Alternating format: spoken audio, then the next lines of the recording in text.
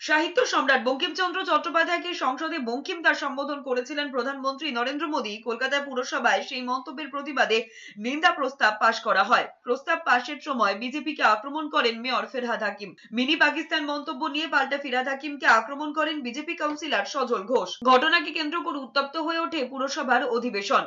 কলকাতা পুরসভার মাসিক অধিবেশনে প্রধানমন্ত্রীর বঙ্কিমদা মন্তব্য, বন্দে মাতরম স্লোগানে নিষেধাজ্ঞার বিরুদ্ধে নিন্দে প্রস্তাব আনেন তৃণমূল কাউন্সিলর অরূপ চক্রবর্তী। নিন্দা প্রস্তাব নিয়ে বলার সময় মেয়র ফিরহাদ হাকিম বিহারের মুখ্যমন্ত্রী নীতিশ কুমারের প্রসঙ্গ টেনে কথা বলতে থাকেন। তখনই তাকে মিনি পাকিস্তান মন্তব্য নিয়ে পাল্টা খোঁচা দেন BJP councillor Sajal Ghosh.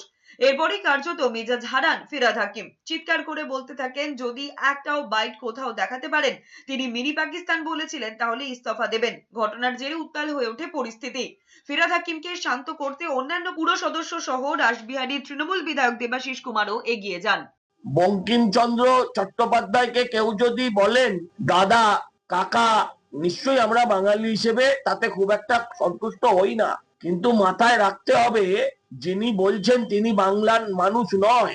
Mayor আমাকে বলছেন আমি নাকি চোরেদের ওপর রাগ করে মাটিতে ভাত খাচ্ছি, তাহলে মেয়র নিজেকে চোর বলছে, এই জিনিসটা হওয়া উচিত না। আমি বলেছি উনি কাউকে একজনকে পাকিস্তানের সমর্থক বলছিলেন আর উনি নিজেই মিনি পাকিস্তান বলেছিলেন। আমরা আবার বাজিয়ে দেখিয়ে